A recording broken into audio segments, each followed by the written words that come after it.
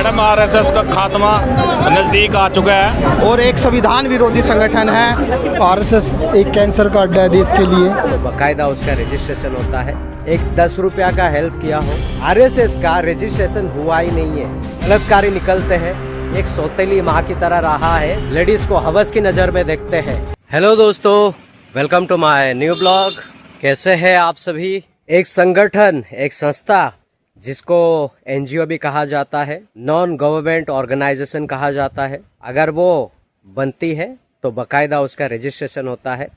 Government को पता चलता है कि एक संस्था निकली है, एक संस्था बनी है लोगों की भलाई करने के लिए, लोगों की मदद करने के लिए। और जब वो संस्था बन जाती है तो वो लोगों की मदद करते हैं। जिस प्रकार की हेल्प ज़रूरत होती है वो हेल्प करते हैं, चाहे उनका गवर्नमेंट का कोई काम हो या फिर उनके घर में किसी भी प्रकार का प्रॉब्लम हो, उनकी हेल्थ का कोई इशू हो, जो ऑर्गेनाइजेशन होते हैं वो ऐसा काम करते हैं। दोस्तों, मैं ये इसलिए कह रहा हूँ, हम देखते हैं जो आरएसएस, बजरंग दल और वीएचपी, ये एक संघ है, ये एक संस्था है। ये लोग भारत में निकले हुए हैं। अभी हाल ही में आरएसएस का 100 वर्ष पूरा हुआ। ये जो संस्था निकली है, मुझे कोई बताएगा कि ये लोगों ने कभी किसी पीड़ितों का कहीं पे भी एक 10 रुपया का हेल्प किया हो, या उसका कोई गवर्नमेंट का काम अटका पड़ा हुआ है और वो लोग जाके उसकी हेल्प किए हो, या वो बीमार है उसको हॉस्पिटल लेके गए हो, या उसी घर में राशन पानी नहीं है वो जाकर दिया हो, या स्कूल में कॉलेज में बच्चों के उनका कुछ इशू है उसको जाके सॉल्व किया हो, ऐसा कोई काम किया है ये बेरोजगार दल? मुझे आप लोग कमेंट करके बताइए। आरएसएस का रजिस्ट्रेशन हुआ ही नहीं है। ये अवैध तरीके से ये आरएसएस को चलाया जा रहा है। पहले आरएसएस बनी, फिर वीएचपी बनी, फिर बजरंग दल आया। इन सभी का रजिस्ट्रेशन नहीं है, अवैध रूप से चला रहे। आरएसएस में तकरीबन 4 मिलियन लोग काम करते हैं, उनका वॉलेंटियर है। तो मुझे बताओ, इनकी जो भी कोई वॉलेंटियर है उसने कोई ढंग का काम किया है, किसी की हेल्प की है? ये लोग तो सब रेपिस्ट निकलते हैं, बलात्कारी निकलते हैं, और लोगों को मारना पीटना धर्म के नाम पे। मुझे कोई बताएगा ये लोगों ने क्या किया है? गैर कानूनी तरीके से, अवैध रूप से अपने संगठन को चलाते हैं। इनके पीछे ना इनके जो आका है वो लोगों का इनके ऊपर हाथ है, और बिना उनके ये लोग उछल कूद नहीं कर सकते, ये लोग फड़फड़ा नहीं सकते, क्योंकि यहाँ पे पॉलिटिकल लीडर का भी बहुत बड़ा हाथ है। और आरएसएस को भारतीय जनता पार्टी खुला सपोर्ट करती है। प्राइम मिनिस्टर नरेंद्र मोदी वो भी आरएसएस का एक मेंबर है, लीडर कह लो। तो इन लोगों के बिना इनका दाल नहीं गलता। जब तक ये लोग इनको कुछ नहीं कहेंगे तब तक ये लोग एक्शन में नहीं आते। तो आपने देखा होगा, जहाँ कहीं पे भी ईसाइयों के ऊपर गलत काम हुआ, उनको मारा गया, पीटा गया, उनके साथ गलत व्यवहार किया गया, कोई पुलिस वाले एक्शन में आए? क्योंकि पुलिस वालों को भी ये राजनेता लोग अपने अंडर कंट्रोल में रखते हैं, तब जाके ये पुलिस वाले भी कुछ नहीं करते। तो कहने का मतलब ये है, ये आरएसएस, बजरंग दल और बीएचपी भारत को बदलना चाहते हैं और भारत को हिंदू राष्ट्र बनाना चाहते हैं। ये उनका सपना तो कभी सफल नहीं होगा। मैं चैलेंज के साथ कहता हूँ, और 2000 साल लग जाएगा तब भी इनका सपना सफल नहीं होगा, क्योंकि इन्होंने कभी किसी के साथ अच्छा व्यवहार नहीं किया। इन लोगों का रवैया हमेशा एक सौतेली माँ की तरह रहा है भारत के माइनॉरिटी के साथ, और ये कभी हम होने भी नहीं देंगे सफल। मेरा हमारे गवर्नमेंट से, यानी कि सुप्रीम कोर्ट से, गवर्नमेंट तो उनका है, सुप्रीम कोर्ट से विनम्रता पूर्वक मेरा एक विनती है, रिक्वेस्ट, कि आरएसएस, बजरंग दल और बीएचपी को भारत में हमेशा हमेशा के लिए बैन किया जाए। ये सिर्फ मैं नहीं कहता दोस्तों, सबसे पहले आप लोग ये वीडियो को देखिए। दरअसल आरएसएस में किस तरीके से आनंदू नाम के एक व्यक्ति के साथ मॉलेस्टेशन किया गया, उसको रेप किया गया, ये घटना सामने आने के बाद से ही देश भर में गुस्सा है, और अब इस पूरे मुद्दे को लेकर के युवा सड़क पर है। मैडम आरएसएस का खात्मा नज़दीक आ चुका है, इसलिए ये आरएसएस ऐसे बदीले काम करने का शुरू हो गया है, और हम लोग इसीलिए आए हैं कि भाई इनसे बयान करो पूरी तरीके से। और जो ये घटना, ये घटनाएं नहीं देख रहे आप, कैसी घटनाएं हो रही हैं। हैं। आरएसएस एक मनुवादी संगठन है और एक संविधान विरोधी संगठन है। उसके खिलाफ ये भारतीय युवा कांग्रेस आज संसद का घेराव कर रही है। जिस तरीके से देश के अंदर लगातार हर वर्ग के ऊपर अत्याचार हो रहा है, जब से 2014 से प्रधानमंत्री मोदी बने हैं, लगातार चाहे वो कोई भी वर्ग हो, प्रत्येक वर्ग तंग है। देखिए, आरएसएस का जो राष्ट्रवाद है आज पूरे देश के सामने, पूरी दुनिया के सामने उजागर हो चुका है।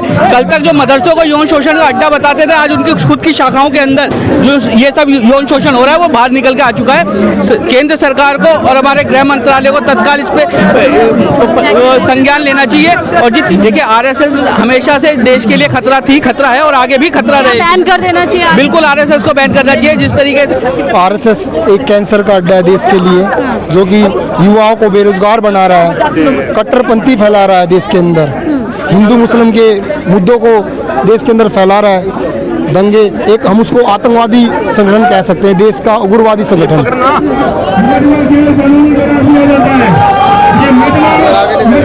तो आप लोग देख सकते हैं कि किस तरीके से लगातार नारेबाजी की जा रही है। और भानु जी, आप देख सकते हैं दिल्ली पुलिस जो वीडियो में आपने देखा, युवक लोगों को जो देखा, वो कोई और रैली में नहीं निकले हैं। वो लोग इसलिए निकले हैं कि आरएसएस बैन हो जाए, क्योंकि ये लोग हमेशा लोगों को उकसाते हैं, धर्म के नाम पर मारपीट करवाते हैं और हमारे भारत के अंदर गृह युद्ध का माहौल छिड़ा हुआ है। और ये गृह युद्ध अगर हुआ तो बहुत सारे लोगों को नुकसान होगी। इसीलिए ये सब निकले हुए हैं। इनकी संगठन जितनी भी है, इन्हें बंद की जाए और इससे लोगों को राहत मिलेगा, लोग अपनी ज़िंदगी जी पाएंगे और लोग अपना अपना काम कर पाएंगे। दोस्तों, महाराष्ट्र के औरंगाबाद से एक न्यूज़ सामने आया दोस्तों। एक कॉलेज के अपोजिट साइड में एक बंदा अपना स्टॉल लगाकर और वहाँ पर एक बैनर लगाया था। बैनर में ये लिखा था कि ज्वाइन आरएसएस।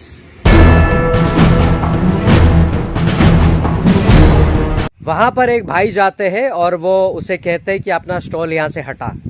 वो हटा ही नहीं रहा था और फिर वो भाई पुलिस को फ़ोन करते, पुलिस आती है, उसकी दुकान वहाँ से बंद होती है। वो भाई ने जो महाराष्ट्रन भाई ने जो बात कही है वो दिल को छू गया। उन्होंने बात ये कहा कि अब जो माहौल चल रहा है, धर्म के विरुद्ध तुम लोग लड़ा रहे हो और उत्पीड़न हो रहा है धर्म को लेकर, वो सारी चीज़ों को तुम लोग बढ़ावा देते हो, उकसा रहे हो, अब ये बंद होना चाहिए।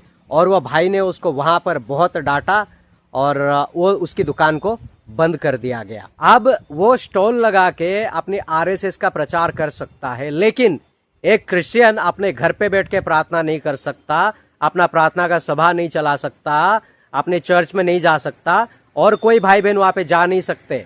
और वो भी ये लोग अवैध रूप से अपनी आरएसएस को चला रहे और वो क्रिश्चियंस को कह रहे कि आप लोग अवैध रूप से प्रार्थना सभा चलाते हो। आरएसएस बजरंग दल बहुत बार बैन हो चुका है।